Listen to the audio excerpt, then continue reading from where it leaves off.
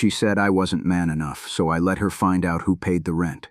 That's the sentence that echoes in my mind when I think about her. Cold, sharp, arrogant. I didn't yell when she said it. I didn't throw anything or storm out of the room. I just smiled.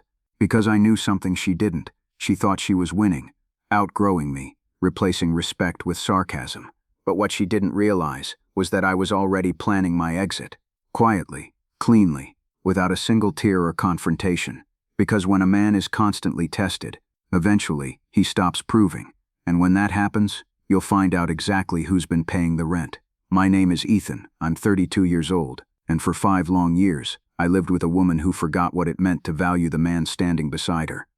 This story isn't about rage. It's not about revenge in flames or fury. It's about dignity, about reclaiming yourself in silence. And it's about the kind of revenge that doesn't need an audience, just the sound of an empty apartment and a shut-off card. Because the loudest I've ever spoken was the day I walked away. So if you've ever been told you're not enough, not strong enough, rich enough, man enough, this story is yours too. And if you stay with me until the end, I'll show you exactly how I went from being taken for granted to being the man she regrets losing every time rent is due. Let me take you back to the moment it all began. The beginning was quiet, warm, uncomplicated. It was one of those rainy afternoons where the whole world feels like it's standing still. I ducked into a small coffee shop, laptop in hand, killing time between meetings, and then she walked in, soaked, frustrated, with eyeliner running, and a crooked smile that could disarm anyone. Marissa. She shook out her umbrella and sighed like the sky had personally offended her. I handed her a napkin, and we shared a small laugh over how badly the universe seemed to be treating her. That laugh, it pulled me in. She wasn't flashy. She didn't pretend to be perfect, and that made her feel real. She told me she worked part-time at a boutique and wanted to start a fashion blog. Said she was just in between things, chasing something bigger. I admired that. Her spark, her ambition, the way she seemed to believe that someday everything would fall into place. I fell for her fast, and I fell hard. At the time, I had a stable job designing user interfaces at a marketing agency. It wasn't glamorous, but it paid the bills. I was grounded, consistent, the kind of guy who remembered birthdays and brought coffee home on Fridays. And she made me feel seen. At first, as weeks turned into months, she stayed over more and more. Eventually, I asked her to move in. It felt natural. She didn't contribute much financially, but I brushed it off. She's trying, I told myself. She just needs time. So I picked up the slack. I covered the rent, the groceries, her favorite iced coffee, even her skincare routines. I told myself we were building something together. But that's the trap, isn't it? You start giving out of love, and you don't realize the scales are tilting until you're holding the whole damn relationship on your shoulders. She started sleeping in later, stopped checking in, and slowly stopped saying thank you. The compliments faded, the intimacy quieted, and in its place, subtle jabs. Must be nice to have a real job. You're just lucky you don't have to hustle like me. It didn't hit me all at once, but every time she said something like that, a part of me shrank. And still, I stayed. Because when you're a man raised to provide, you don't keep score. You just keep showing up, hoping your consistency will be enough. But here's the truth I learned far too late. No amount of love will be enough for someone who's addicted to more, especially if they mistake your loyalty for weakness. I thought we were building a future, but looking back, I think I was just building a lifestyle she could lean on until she didn't need me anymore. Her birthday landed on a Friday that year. I remember the date, the weather, even the socks I wore, because I spent the whole week planning it like a man trying to prove his love through effort. I moved meetings around, skipped lunch breaks, worked late nights to free up the time and cash I needed to pull it all together. I reserved her favorite rooftop restaurant, the one with the city view and menu prices that came with market rate warnings. I called ahead to have her dessert come with sparklers and her name piped in dark chocolate. She didn't know the stress behind it, the juggling, the sacrifice. She didn't ask. She spent the entire day pampering herself. Hair appointment, manicure, some new designer dress she borrowed from an influencer friend. I paid for the Uber. She didn't even say thank you. Just posted a selfie with the caption, "Feeling like a queen today." No tag, no mention. Just her smile, and the illusion of solo success. That night she looked stunning. I won't lie, she always did. When she walked out of the bedroom in that black dress, for a moment I forgot how tired I was. I reached for her hand in the car. She pulled it away, gently. At dinner she was distracted, glancing at her phone between courses, laughing a little too hard at messages that didn't come from me. Still, I kept smiling, kept toasting to her future. I even gave her the necklace I'd saved for a silver chain with a green gem. The color she once said reminded her of calm. She opened it, blinked and set it aside. "It's nice," she said. That was it. And then came the moment. I asked her if she was excited about relaunching her blog. I genuinely meant it as encouragement. She blinked at me, tilted her head and said, "You don't get it, Ethan. You never will. You've never had to fight for anything. You're just safe, comfortable. You're not someone who makes big things happen. You're just there. It's not your fault, but sometimes I wonder if that's enough for me." And just like that, the floor shifted beneath me. She looked down at her drink and stirred the straw like she hadn't just stabbed me between the ribs in public. I nodded, smiled politely, paid the check, and tipped 25% as always. But in my head, a door slammed. "You're not enough." That's what she said. Not man enough, not ambitious enough, not worthy. I didn't argue, didn't flinch, because she didn't know it yet. But the man she thought wasn't enough was about to remind her exactly who paid the rent. Absolutely. Here's the next section, rewritten with enhanced emotional realism, foreshadowing, and rising tension. After that night, something inside me shifted. It wasn't rage, not yet. It was more like quiet erosion, like watching the paint peel off a house you spent years building, one sarcastic comment at a time. She never apologized for what she said on her birthday, never brought it up again, because in her mind it wasn't cruel, it was true. And once someone believes you're beneath them, every kind act you give them just proves their point. The following weeks were filled with little slaps to the soul. She started saying things like, "I need someone who dreams bigger," or "You're so good at being average it must be peaceful in your head." I laughed it off. At least I tried. I kept paying the bills, kept restocking the fridge with her favorite oat milk, kept pretending that if I just stayed steady, maybe the storm would pass. But it didn't pass. It grew. She started posting thirst traps online with captions like, "Soft life only," and "Don't settle, ladies." The only time she mentioned me was when she needed something: money, rides, or excuses. And then came the final straw. It was a Saturday. I had worked through a brutal week, 3 deadlines, 2 client blow-ups, 1 all-nighter. I walked into the apartment exhausted, craving quiet, and instead found 20 strangers partying in my living room. Loud music, spilled drinks, smoke in the air, laughter I didn't recognize. She saw me standing in the doorway and raised her glass. "There he is," she shouted. "Mr. Boring himself." The whole room laughed. I didn't. I walked past them, straight into the bedroom, shut the door, and sat on the edge of the bed, my hands in my lap, my jaw clenched so tight it ached. That night, I didn't sleep. I stayed awake thinking about every time I let her disrespect me, every time I gave her grace when she gave me contempt, every moment I spent trying to be enough for someone who never intended to value me. And somewhere between 3 and 4 a.m., I made a decision. I wasn't going to scream. I wasn't going to fight. I wasn't even going to explain myself. I was just going to disappear, quietly, strategically, completely, and she wouldn't even realize what she had lost until the rent was due. I started the next morning like any other, brewed my coffee, checked my emails, kissed her on the forehead as she slept in late after the party she threw in my house. But in my mind, the switch had flipped. The man she thought was safe, boring, not man enough, was already disappearing. That week, I opened a new bank account, quiet, untraceable. I moved my paycheck over and left just enough in our old account to keep up the illusion.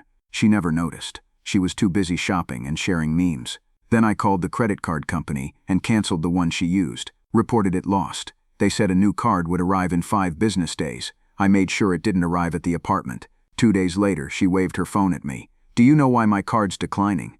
I shrugged. "Probably the bank's fraud system again. You know how they are." She bought the excuse, like she always did. I stopped filling the fridge, stopped leaving cash in the dish near the door, canceled the streaming services, downgraded the Wi-Fi. Then I went to the landlord. She'd never put her name on the lease, said it was too much pressure. I said okay, but now, it was my freedom ticket. I told the landlord I was ending my lease and had already found another place. Paid the final rent in cash, clean cut, no forwarding address. He raised an eyebrow. "Girlfriend not moving with you?" "Nope," I said. "She'll figure it out." I boxed up the essentials when she was gone during the day. My laptop, my tools, the clothes she hadn't borrowed permanently. Left behind the things she always bragged about. Let her see what they looked like without me. By week's end, everything important to me was already at the new apartment. The last night I spent in that place, she was on the couch in fuzzy socks, scrolling through Instagram like her life was perfect. And in her world, maybe it was, until the man who made it all possible decided to let her live without it. At 5 a.m. I left the apartment,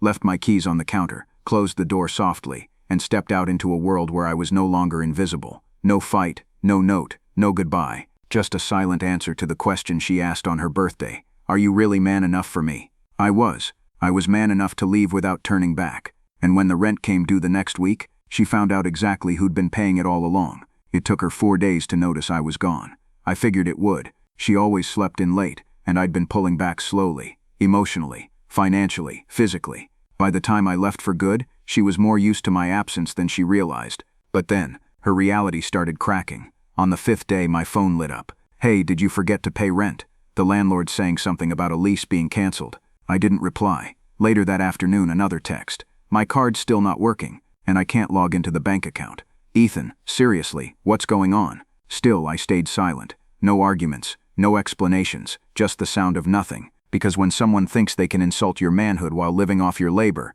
the best response isn't a speech, it's silence. And rent due. By day 6, she left a voicemail. Her voice cracked, soft, not angry yet, just nervous. Ethan, please, I don't know what's happening. Can we just talk? I'm worried. Worried, not about me, about what my absence meant for her life. Later that night, she tried calling 3 more times. Blocked. The next morning, I received a text from a mutual friend. Hey, Marissa's trying to find you. Everything okay? I replied simply, I'm fine. Let her learn what rent costs when no one else is paying. And just like that, word spread. I didn't air her secrets, didn't trash her name. I let her silence do that all by itself. If you've ever been made to feel invisible in your own relationship, if you've ever poured into someone only to be told you weren't man enough, drop a comment below, because this story isn't just mine. It's for every man who carried more than he should have without a thank you. And if you're still with me, wait until you hear what she did next. Because the woman who once laughed at me in front of strangers was now begging for help from the very man she said wasn't enough, and all she got back was the sound of a disconnected line. People ask me sometimes, didn't she deserve an explanation? Shouldn't I have sat her down, told her I was leaving, tried to make her understand? No, because how do you explain absence to someone who never noticed presence? I gave her everything I had, time, loyalty, a roof, respect, and all she gave back was attitude, sarcasm, and eventually open contempt. She laughed at me in front of strangers, rolled her eyes when I talked about work, compared me to men who didn't even have jobs, just flashy cars and bigger egos. I wasn't flashy, I wasn't loud, but I was there, consistently, quietly. Every time she opened a fridge and found food, it was me. Every time her phone lit up with notifications on the Wi-Fi I paid for, it was me. Every time she hit checkout on a cart filled with clothes she didn't need, that was me too. But she didn't see that. Because when people think your love is bottomless, they forget to be grateful for the well, and I was done being a silent sponsor to someone else's performance. So no, I don't regret walking away without a speech, because closure isn't owed to someone who made a habit of stepping over your kindness like a doormat. And manhood, it's not measured by volume, or muscles, or expensive gestures. It's measured by how you respond when someone tries to shrink you, and I responded the only way I could, with dignity. She said I wasn't man enough. Well, it turns out a real man doesn't stay where he isn't respected. A real man doesn't finance disrespect. A real man knows when the silence says more than shouting ever could. I didn't leave because I couldn't handle her. I left because I finally chose to handle myself with the same care I gave her. And when I walked away, I took with me everything she never said thank you for. And I left her with the one thing she had given me, over and over again, nothing. The first thing I noticed after I left was the silence. Not the kind she used to give me when she was annoyed. Not the passive-aggressive kind filled with slammed cabinet doors and eye rolls. No, this silence was peaceful, clean, honest. For the first time in years, I could hear myself think. I didn't have to brace myself when I walked through the front door. I didn't have to question whether I'd done enough that day to earn kindness from the person I loved. I didn't have to shrink anymore just to keep the peace. In the weeks that followed, I started rebuilding the parts of myself I had buried. I began cooking again, not because someone expected it, but because I enjoyed it. I picked up my camera, a hobby I hadn't touched since college, and started going for long walks at sunrise, capturing the world waking up quiet and unbothered, just like me. I reconnected with friends I hadn't seen in ages, friends I'd quietly distanced myself from because Marissa never liked them, never wanted to go out unless it was a place she could be seen, photographed, admired, and maybe the most healing part, I started saying no. No to things that drained me, no to women who saw men as wallets, no to anything that reminded me of how easily love can be twisted into leverage. Then one evening, I met someone new, at a bookstore of all places. She was kind, curious, smart in the way that made you lean in when she spoke. We had coffee, talked for hours, and when the bill came, I reached for it without thinking, like old habits do. But she put her hand over mine. I've got this one, she said. You've had a long day. It was such a small thing, but after years of being used, small things feel enormous. She didn't know my story yet, but in that moment I realized something. I wasn't rebuilding because I wanted to be good enough for someone else. I was rebuilding because I finally knew I was good enough all along, and the more I focused on that truth, the less I thought about Marissa, the less power her words held, the less weight her absence carried. Because somewhere between leaving that apartment and finding peace in my own space again, I stopped needing revenge. I stopped needing her to regret it. I just started living, and for the first time in years, that was enough. This is for you. For every man who's ever sat in the driver's seat a little too long after pulling into the driveway, just so he didn't have to go inside. For the ones who bring home groceries, fix the sink, pay the bills, and still get told they're not doing enough. For the men who've been laughed at in public, ignored in private, and slowly turned into strangers in their own homes. I see you, and I know what it's like to wonder if your silence is strength, or if it's just pain wearing a mask. We don't talk enough about what it means to be the safe guy. You know who I mean. The provider, the dependable one. The man who shows up, quietly, every day. The man who doesn't shout or slam doors, but still bleeds inside when his kindness is mistaken for weakness. That man gets forgotten, until he's gone, until the lights don't stay on, until the fridge doesn't restock itself, until the rent comes due. Then suddenly, he's not boring anymore. He's not just comfortable. He's the one who held everything together until he stopped. So if you're that man, if you've been told you weren't man enough because you didn't shout, didn't flash, didn't control, I want you to hear this. Being a man isn't about how loud you speak, it's about how deeply you stand. And sometimes, standing tall means walking away, not to hurt them, but to stop hurting yourself. You don't owe anyone an apology for choosing peace. You don't have to explain your worth to someone who only sees your wallet. And you are not less of a man for refusing to be used. You're more of one for knowing when to leave with your dignity intact. I was called boring, safe, not ambitious enough. But the moment I left, the silence I gave her spoke louder than any argument ever could. She told me I wasn't man enough. Well, she found out exactly who paid the rent, and so will anyone who ever doubts your worth again. If you've made it this far, thank you. Not just for listening to my story, but for honoring your own. Because whether you've been through something like this or you're still quietly carrying it, you are not alone. There are so many men out there, good men, who have been made to feel invisible in the very relationships they carried. Men who stayed loyal, showed up, paid the bills, bit their tongues, and still got told they weren't enough. But here's what I know now. You can give someone the world, but if they don't respect the hands that hold it,